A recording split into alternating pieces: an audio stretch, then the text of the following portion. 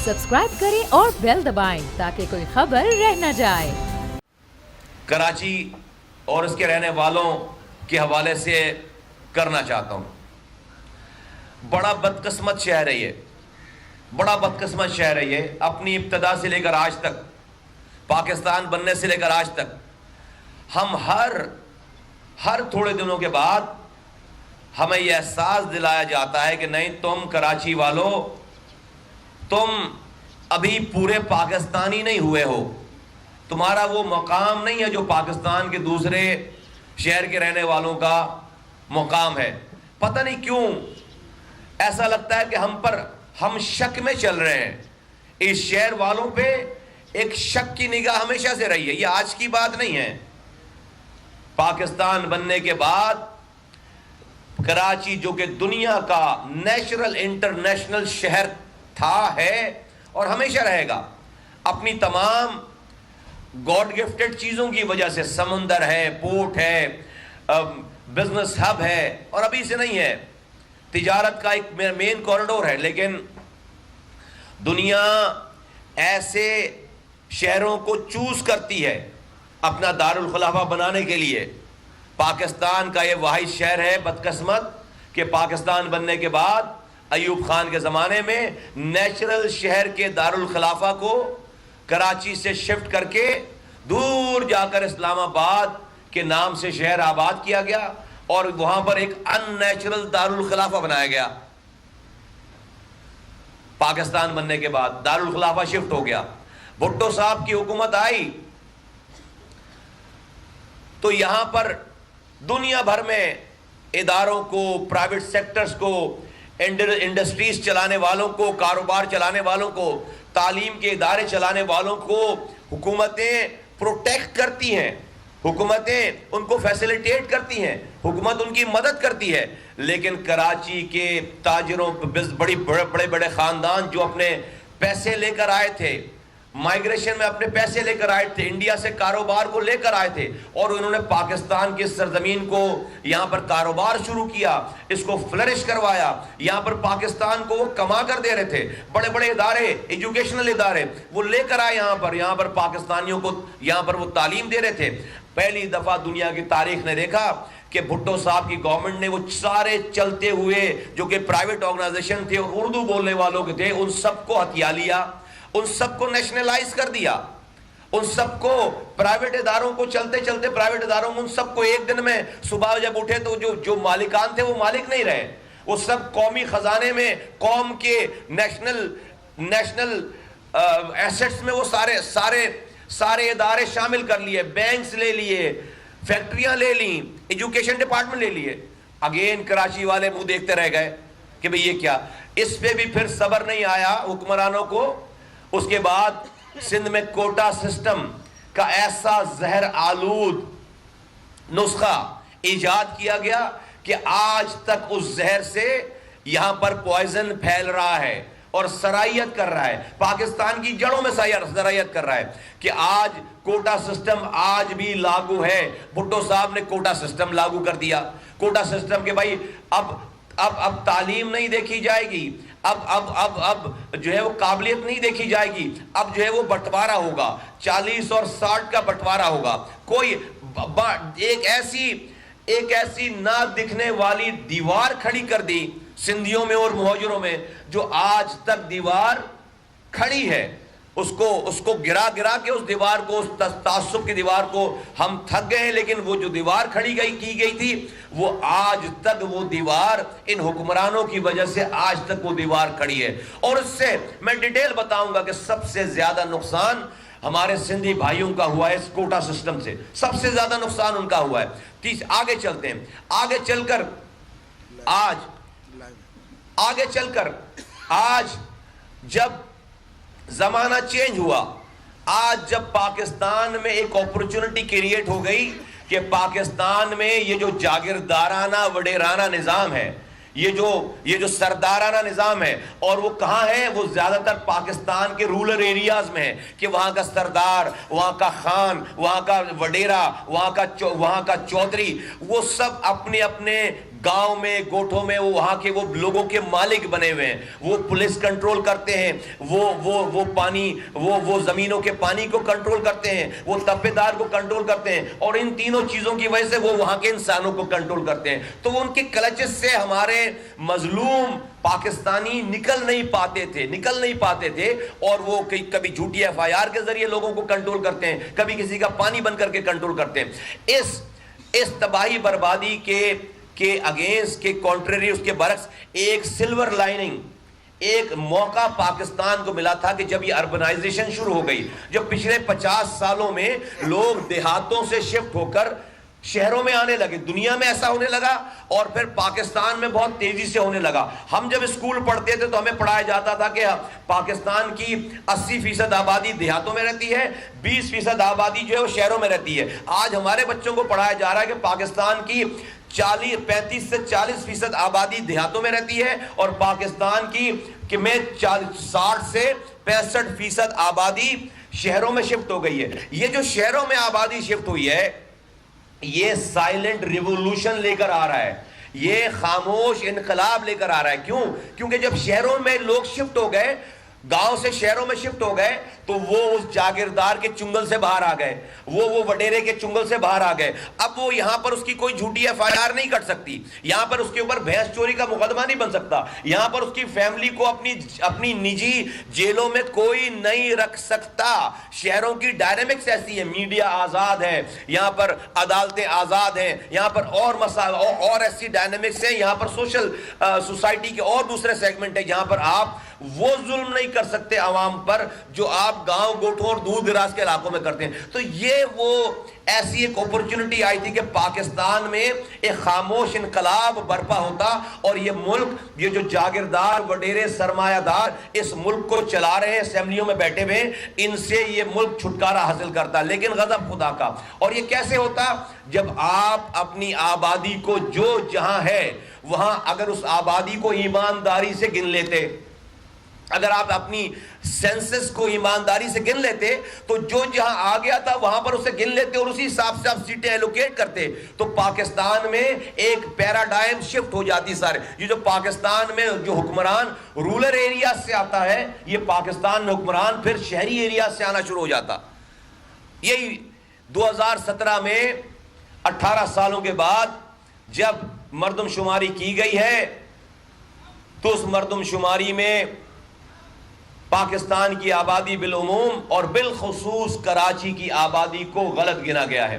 سارے دنیا کے تحقیقاتی ادارے یہ بتا رہے ہیں, چیف جسٹس آف پاکستان اور جو ہے وہ اپنی ہیئرنگ میں آفیشل کہہ رہے ہیں, آصف علی زرداری جو کہ صدر پاکستان سے اس وقت وہ کہہ رہے ہیں کہ کراچی کی آبادی کہیں سے بھی 3 کروڑ سے کم نہیں ہے.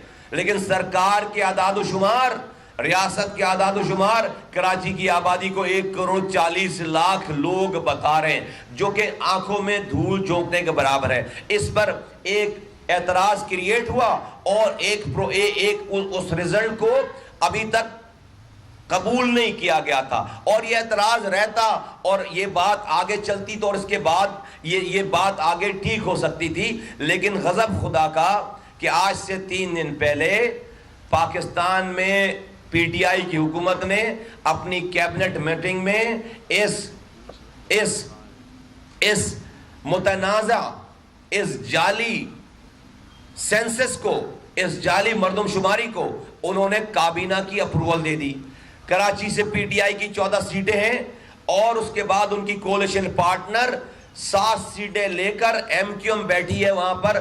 MQM کی ہسٹری پچھلے 2 ڈھائی 3 سالوں میں انہوں نے اپنی پوری کیمپین اس نام پر چلائی ہے کہ کراچی کے 70 لاکھ لوگ لاپتہ کر دیے گئے. ان کے یہ ڈائیلاگز تھے سارے, انہوں نے پورا الیکشن اس کے اوپر لڑا ہے. اس کے بعد وہ کورٹ میں گئے ہیں, اور اس کے ساری چیزوں کے باوجود آج وزارتوں کے مزے لوٹنے کے چکر میں, آج حکومت میں شامل رہنے کے چکر میں, اس کمزور ترین حکومت, ہاں میں کمزور ترین کہہ رہا ہوں, یہ حکومت ابھی 2 لوگوں کا بھی حکومت سے کی بینچوں سے ہٹنا برداشت نہیں کر سکتی. ان کے پاس 7 سیٹیں ہیں.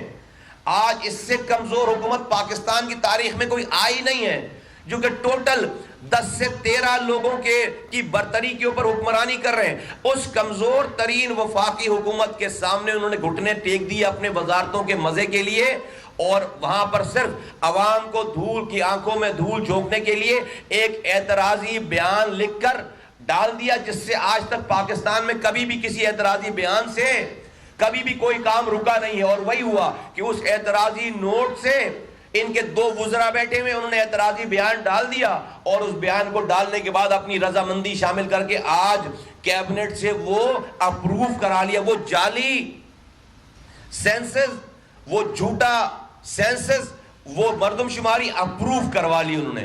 اس سے بڑا پاکستان کے ساتھ کوئی اور ظلم ہو نہیں سکتا. اس سے بڑا کراچی والوں کے ساتھ ہماری نسل کشی شروع ہو گئی ہے. یہاں سے نسل کشی میں ایکسپلین کرتا ہوں کہ وہ کیسے. پہلے ان سے تو یہ انہوں نے کر لیا, یہ باہر آ کر یہ کہہ رہے ہیں کہ ہم نے تو اعتراض کر دیا اور اب ہم عوام کے پاس جائیں گے. ان کو فی الفور اس حکومت سے علیحدہ ہونا چاہیے. ان کو فی الفور ٹریجری بینچز چھوڑ کر اپوزیشن میں جا کر بیٹھنا چاہیے. ان کو فی الفور اپنی وزارتوں کو چھوڑنا چاہیے. یہ حکومت گھٹنوں کے بل آ جائے گی, یہ افورڈ ہی نہیں کر سکتے. یہ عوام کی آنکھوں میں دھول جھونک رہے ہیں کہ ہم نے اعتراض کر دیا. اور خالد مقبول صدیقی 2 پریس کانفرنس کر چکے ہیں لوگوں کی آنکھوں میں دھول جھونکنے کے لیے. جب ہماری پریس کانفرنس آئی, ہم نے جب ان پہ اعتراض کیا تو اس کے بعد 2 پریس کانفرنس کر چکے ہیں. اور کیا فرما رہے ہیں کہ ہم عوام کے پاس جائیں گے. عوام جوتے لے کر بیٹھے, جاؤ عوام کے پاس, تمہیں بتائے گی عوام کہ عوام تمہارا کیا استقبال. ہم عوام سے رجوع کریں گے. عوام سے رجوع کرو اس وقت جاؤ جب تم استعفیٰ دے چکے ہو. تم وزارتوں پہ رہ کر تم عوام کے پاس جاؤ گے. عوام نے کے پاس تم گئے تھے, تمہیں جیسے بھی ووٹ مل گئے, تمہیں عوام نے اسی مردم شماری کو صحیح کرنے کی وجہ سے کروانے کے وعدے پر تمہیں جو بھی 4-5 سیٹیں دی ہیں, اس کے بعد تم اب کہتے ہو عوام کے پاس جاؤ گے. میں بتاتا ہوں کہ یہ کبھی بھی حکومت نہیں چھوڑیں گے. کیوں نہیں چھوڑیں گے؟ خالد مقبول صدیقی صاحب کا نام اس GIT میں ہے. جو رو کے ایجنٹ پکڑے گئے ہیں, انہوں نے خود بتایا کہ ہمیں انڈیا لے جا کر رو کے کیمپ میں بیٹھانے والا شخص خالد مقبول صدیقی ہے, جو کہ MKM پاکستان کا سربراہ ہے. وہ جو رو کے ایجنٹ پکڑے گئے, وفاق کا فیڈرل منسٹر, فورن منسٹر اور DGISPR پریس کانفرنس کر کے بتا رہے ہیں کہ ہم نے یہ رو کے ایجنٹ پکڑ لیے, بڑی کامیابی ہم نے ہمارے پاس ہے. آڈیوز دکھا رہے ہیں, ویڈیوز دکھا رہے ہیں, اور اس کو بتا رہے ہیں کہ ریاست میں کس طرح سے انڈیا انوالو ہے. تو رو کے فوٹ سولجرز کو تو آپ ٹی وی پہ دکھا رہے ہیں. جو اس فوٹ سولجرز کو رو کا ایجنٹ بنانے والا, اس کو آپ وفاقی وزیر بنا رہے ہیں. کیا مذاق ہے اس ملک میں, یہ ریاست میں کیا مذاق ہے. اس کو آپ آج سے 6 مہینے پہلے تک وہ وفاقی وزیر تھا, آج وہ نیشنل اسمبلی کا ممبر ہے, اور آج ایک پارٹی کو ہیڈ کر رہا ہے. تو رو کے ایجنٹ جو بنانے والے ہیں وہ وزیر بن رہے ہیں, اور جو رو کا ایجنٹ ہے اس کو آپ ٹی وی پہ غدار اور آپ کو ملک دشمن بنا رہے ہیں. یہ وہ وجہ ہے. پھر ان کا میئر اتنی کرپشن کر کے باہر گھوم رہا ہے, اسی وجہ سے باہر گھوم رہا ہے. اس پہ نیب کے کیسز بن کے وہ جیلوں میں اس لیے نہیں ہے کہ وہ اتنے آج پیپلز PTI کی حکومت کے ساتھ ہیں. PTI کی حکومت سارے اپنے اپوزیشن کے لوگوں کو نیب کا لیٹر بھیج رہی ہے, لیکن وسیم اختر کے اوپر کوئی نیب کا لیٹر نہیں آ رہا, خالد مقبول کے اوپر کوئی نیب کا لیٹر نہیں آ رہا, عامر خان کے اوپر کوئی نیب کا لیٹر نہیں آ رہا. اس لیے نہیں آ رہا کہ وہ آج حکومت میں شامل ہیں. دا مومنٹ یہ حکومت سے ہٹیں گے, یہ سب لوگ جیلوں میں جائیں گے. دا مومنٹ یہ حکومت چھوڑیں گے, یہ سب لوگ جیلوں میں جائیں گے. اس لیے کراچی والوں, تمہیں پہلے دن سے کہتا چلا آ رہا ہوں, تمہارا چوکیدار چوروں سے ملا ہوا ہے. اس کراچی میں ووٹوں سے بننے والا چوکیدار, کراچی کی رکھوالی کرنے والا چوکیدار چوروں سے ملا ہوا ہے. وہ اتنا بدکار ہے کہ سارے کراچی کے لوگوں کی فیوچر جنریشن کے سودوں پر دستخط کرتا چلا آ رہا ہے. اور یہ ابھی تازہ یہ جو سینسس کی بات تو بھی تازہ بات ہے. آپ کو پتا ہے کہ 2013 میں کراچی کے لوکل گورنمنٹ آرڈیننس بنا کر سندھ حکومت نے، پیپلز پارٹی نے سارے اختیارات جو ہے وہ آلموسٹ جب لیے تو یہ ان کا میئر 4 سالوں تک ایم کیو اور ان کا میئر یہ واویلا کرتے رہے کہ اختیارات اور وسائل ہم سے لے لیے گئے. ان سے پوچھو تم سے اختیارات کس سن میں لیے گئے تو پتا چلتا ہے 2013 میں لیے گئے. تو ان سے پوچھو 2013 میں تم کیا چاند پہ گئے ہوئے تھے تو پتا چلتا ہے نہیں، 2013 میں اسی پیپلز پارٹی کے ساتھ صوبائی حکومت کا حصہ تھے، وزیر بنے ہوئے تھے، گورنر بنے ہوئے تھے، اور اپنے ہاتھوں سے یہ اختیارات ساری پیپلز پارٹی کو دے کر خاموش بیٹھے رہے وزیر بن کے، خاموش بیٹھے رہے گورنر بن کے. یہ پارٹی تو ہڑتالیں کرنے میں مشہور پارٹی ہے، ہڑتالیں کرنے والی پارٹی ہے، شہر بند کرنے والی پارٹی ہے. ایک ہڑتال بتا دو کراچی والوں، ایک ہڑتال بتا دو جو انہوں نے اس لوکل گورنمنٹ کے اختیارات جانے پر انہوں نے کی ہو. ایک ہڑتال بتا دو کہ انہوں نے سینسس کی مردم شماری کے خلاف کوئی بات کی ہو. عوامی ایشوز کے اوپر ایک ہڑتال بتا دو. نہیں، قائد تحریک کا شناختی کارڈ نہیں مل رہا، شہر بند ہوگا. قائد تحریک سے کسی نے تیز آواز میں سوال پوچھ لیا، شہر بند ہوگا. ہزاروں دفعہ شہر بند ہوا، لیکن عوام کے لیے، لوگوں کے حقوق کے لیے ایک دفعہ بھی شہر بند نہیں ہوا. میں اب ارباب اختیار سے کہنا چاہتا ہوں کہ ہمیں ایک دفعہ کھل کر یہ بتا دو کہ اب ہمیں کراچی والوں کو حب الوطنی کے اور کتنے سرٹیفکیٹ لینے پڑیں گے. ہم سے ڈرنا کب بند کرو گے آپ؟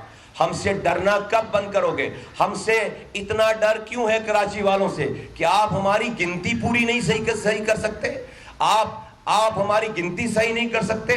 میں نے آپ کو پوری ہسٹری بتا دی کہ کبھی آپ اسلام آباد آپ دارالخلافہ لے جاتے ہو، کبھی آپ کوٹا سسٹم لگاتے ہو، کبھی آپ تمام پرائیویٹ آرگنائزیشن کو آپ نیشنلائز کر لیتے ہو، کبھی آپ آج یہ بات چل رہی ہے کہ پی آئی اے کا ہیڈ آفس اب اسلام آباد جائے گا. کیوں جائے گا بھائی؟ کراچی میں کانٹے لگے ہوئے ہیں، کیوں جائے گا پی آئی اے کا ہیڈ آفس کراچی میں؟ اسٹیل مل چل رہی تھی، بند کر دیا اسے لوگوں کو فارغ کر دیا. یہ کام صرف کراچی میں ہو رہا ہے، یہ بات ٹھیک نہیں ہے، یہ بات ٹھیک نہیں ہے. میں ان تمام یہ جو آج اس پیپلز پارٹی کی حکومت نے 2.5 لاکھ نوکریاں دی ہیں، ایک آدمی کراچی کا نہیں ہے. آج جو بھٹو صاحب نے کوٹا سسٹم لگایا تھا، ان کی پیپلز پارٹی آج اس والی بات پر بھی ان کو صبر نہیں آیا ہے، ان کا دل نہیں بھرا کہ چلو بھئی کوٹا سسٹم پہ ہی جو ہے بس کریں. نہیں، اس کوٹا سسٹم کے اوپر بھی جو کراچی کا کوٹا ہے اس پہ بھی جعلی ڈومیسائل بنا کر اس کوٹے کو بھی ہتھیا رہے ہیں، اس کوٹے کے اوپر بھی نوکری نہیں دے رہے، اس کوٹے کے اوپر بھی جو ہے وہ آپ ہمیں تعلیم نہیں دے رہے. ایک نئی یونیورسٹی نہیں بنائی ہے. حیدرآباد میں ان کا صوبائی وزیر تعلیم کھڑا ہو کر کہہ رہا ہے کہ میں یونیورسٹی نہیں بننے دوں گا، میں حیدرآباد میں یونیورسٹی نہیں بننے دوں گا. غضب خدا کا کسی دنیا کے ملک میں ایسا ہوتا ہے. ان کے ایجوکیشن کے ڈپارٹمنٹ کے ابھی 2020 کے ایڈ میں یہ لکھا ہوا ہے کہ جو اس میں جب یہ اشتہار دے رہے ہیں کہ اسکالرشپ کے لیے اسکالرشپ کے لیے اسٹوڈنٹس کو مدعو کیا جاتا ہے، اس میں صاف لکھا ہوا ہے کہ کراچی اور حیدرآباد کے ڈومیسائل رکھنے والے اسکالرشپ کے لیے رجوع نہ کریں، وہ زحمت نہ کریں. کیوں بھائی؟ کراچی حیدرآباد کے جو نوجوان ہیں وہ پاکستان کا حصہ نہیں ہے. اے مہاجروں، تمہیں آواز دے کر کہہ رہا ہوں، یہ جو ہمارے ساتھ ظلم ہے 70 سالوں سے، یہ پاکستان پیپلز پارٹی کر رہی ہے، یہ ہمارا سندھی بھائی نہیں کر رہا.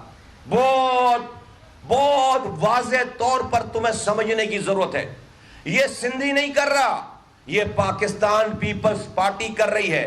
وہ چاہتی ہے کہ آپ سندھیوں کو خدا نہ خواستہ برا بھلا کہو. نہیں، چلو میرے ساتھ مہاجروں، چل کے سندھیوں کے ساتھ جو ظلم ہے اس پہ نظر ڈالو کہ لاڑکانہ میں ایڈز پھیل گیا غلط سرنج لگانے سے. پینے کا پانی جہاں سے کتے بلیاں جانور پانی پی رہے، وہاں سے میری سندھ کی مائیں بہنیں بیٹیاں سروں پر مٹکے رکھ کر وہاں سے پانی لے کر آتی ہیں. پورا سندھ جو ہے وہ ہیپیٹائٹس بی کا مریض ہے. چلو میرے ساتھ، لاڑکانہ میں کتے کاٹ رہے ہیں بچوں کو، ان کو ویکسین نہیں مل رہی وہاں پر. کراچی میں آ کر وہ بچہ اپنی جان دیتا ہے، کراچی میں آ کر ماؤں کے بچے جو ہے وہ جان دے رہے ہیں. سندھ میں 70 لاکھ بچے اسکولوں سے باہر ہیں، 90% بچہ سندھیوں کا بچہ ہے. آج چند 100,000 نوکریاں رشوت کے لے کر یہ پیپلز پارٹی کی حکومت سندھیوں کو دے رہی ہے، اس کا یہ مطلب نہیں ہے کہ سندھیوں کے دن پھر گئے ہیں۔ اگر میرے سندھی بھائیوں کا بہت بھلا ہو چکا ہوتا تو خدا کی قسم میں اس پہ بھی صبر کر لیتا آپ کو خوش دیکھ کر۔ لیکن مہاجروں، کوئی تمہیں آ کر بتائے گا کہ سندھیوں سے لڑائی کرو چل کے، یہ برا کر رہے ہیں، نہیں، سندھی ہمارے بھائی ہیں، ہم پر ان کا احسان ہے، انہوں نے ہمارے آباء و اجداد کو اس سندھ میں جگہ دی ہے، یہ ہمارے انصار آج کے دور کے انصار ہیں، انہوں نے ہمیں گلے لگایا ہے، ہم اپنے بچوں کو بتا کے مریں گے کہ یہ سندھی ہمارے بھائی ہیں، ہمیشہ رہیں گے۔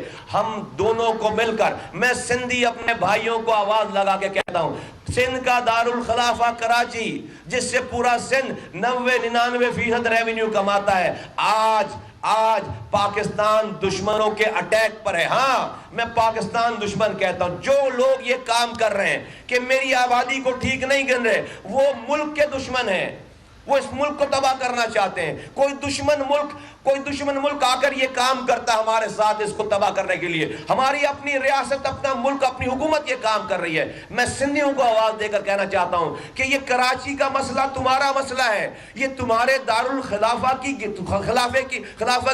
گنتی، جو تمہارا دارالخلافہ ہے کراچی، سندھ کا دارالخلافہ، اس کی گنتی کو کسی نے کم کر دیا ہے۔ یہاں صرف اردو بولنے والا مہاجر نہیں رہتا، یہاں پر لاکھوں پختون رہتے ہیں، یہاں پر لاکھوں سندھی رہتے ہیں، یہاں پر لاکھوں بلوچ رہتے ہیں، یہاں پر لاکھوں پنجابی رہتے ہیں، یہاں پر لاکھوں کشمیری رہتے ہیں، یہاں پر لاکھوں ہزارے وال رہتے ہیں، یہاں پر لاکھوں سرائکی رہتے ہیں، یہاں پر لاکھوں بنگالی رہتے ہیں، یہاں پر ہر زبان بولنے والا آدمی لاکھوں کی تعداد میں ہے۔ تو جب میں کراچی کہتا ہوں تو صرف مہاجر نہیں ہے، ہر زبان بولنے والا ہے، ہر زبان والے کے ساتھ یہ زیادتی ہے۔ اگر حکومت کی اس فیگر کو مان لیا جائے کہ کراچی کی آبادی 1,40,00,000 ہے، تو پھر یہاں پر پھر پانی کا مسئلہ نہیں ہے، اس کا مطلب ہے پھر یہاں پر سیوریج کا مسئلہ نہیں ہے، اس کا مطلب ہے پھر یہاں پر دوائیں نہیں چاہیے، پھر یہاں پر تعلیم نہیں چاہیے، پھر یہاں پر اسکول نہیں چاہیے، پھر یہاں پر جاب کا کوٹا نہیں چاہیے۔ ہر معاملے میں ہمارے پاس ہم سے زیادتی شروع ہو جائے گی۔ ایک مثال دے کر کہتا ہوں، آج کراچی کی آبادی کے تناسب سے 3.25 کروڑ کی آبادی کے تناسب سے کراچی کو 1240 ملین گیلن پانی کراچی کے پانی کی ڈیمانڈ ہے۔ اگر اور کراچی کو مل کیا رہا ہے، کراچی کو 600 ملین، تقریباً 600 ملین گیلن پانی مل رہا ہے، 650 ملین گیلن پانی کا شارٹ فال ہے۔ اگر فیڈرل حکومت کی اس سینسس کی پاپولیشن کو صحیح مان لیا جائے، ان کی جو انہوں نے فائنل کیا ہے، تو پھر کراچی کی پانی کی ڈیمانڈ صرف 800 ملین رہ جاتی ہے۔ بس کراچی کو 1,40,00,000 کے حساب سے 800 ملین گیلن پانی چاہیے، تو 600 مل رہے ہیں، 200 ملین گیلن پانی اور دے دیں گے، کہیں گے کراچی بس پانی پورا ہو گیا، جبکہ پانی اس وقت بھی تقریباً 400 ملین گیلن پانی کا شارٹ فال ہوگا۔ تو ہماری تو نسل تباہ برباد ہو گئی، ہماری تو نسل تباہ برباد ہو گئی۔ ہمیں جاب میں کوٹا نہیں ملے گا اس حساب سے، ہمیں پینے کا پانی نہیں ملے گا اس حساب سے، ہمیں دواؤں کے پیسے اس حساب سے نہیں ملیں گے، ہمیں P F C award, N F C award کے بعد پی ایف سی ایوارڈ، جو جس میں پاپولیشن ایک کیٹیگری ہے، کل کو ہر حال میں پی ایف سی ایوارڈ کا اجرا ہونا ہے، ہمارا فنڈ آدھا ہو جائے گا۔ پھر سب سے بڑی بات کہ سندھ میں یہ جو رولر ایریاز سے لوگ ایم پی ایز بن کے اپنے ہاری کسانوں کو دبا کر، جھوٹی ایف آئی آر کٹوا کر، ان کو اپنی نجی جیلوں میں بند کر کے ان سے ووٹ لے کر آ جاتے ہیں۔ پہلی دفعہ پاکستان کی تاریخ میں یہ اپورچونٹی کریٹ ہوئی تھی کہ پاپولیشن ان کے جاگیردار وڈیروں کے چنگل سے نکل کر شہروں میں شفٹ ہو گئی تھی۔ اگر آپ اس کو صحیح گن دیں گے یہاں پر، تو پھر اسی حساب سے آپ کو یہاں پر سیٹیں دینی پڑیں گی۔ آج اگر کراچی میں نیشنل اسمبلی کی 21 سیٹیں ہیں، تو کراچی میں نیشنل اسمبلی کی کم سے کم 50 سیٹیں ہونی چاہیے۔ یہ 21 سیٹیں 1998 کے سینسس کے حساب سے ہیں، جس میں آپ کی آبادی 95 یا 98 لاکھ یا 90 لاکھ گنی گئی ہے۔ آج یہ آبادی 3 کروڑ ہے۔ ہر حال میں اس کی سیٹیں کم سے کم 50 نیشنل اسمبلی کی سیٹیں ہونی چاہیے، اور سندھ کی آبادی کا 55% کراچی میں رہ رہا ہے، تو سندھ کے پروونشل اسمبلی کی سیٹوں میں سے कम से कम 55% सीटें यहाँ होनी चाहिए। तो 90 से सब्सक्राइब करें और बेल दबाएं ताकि कोई खबर रह न जाए।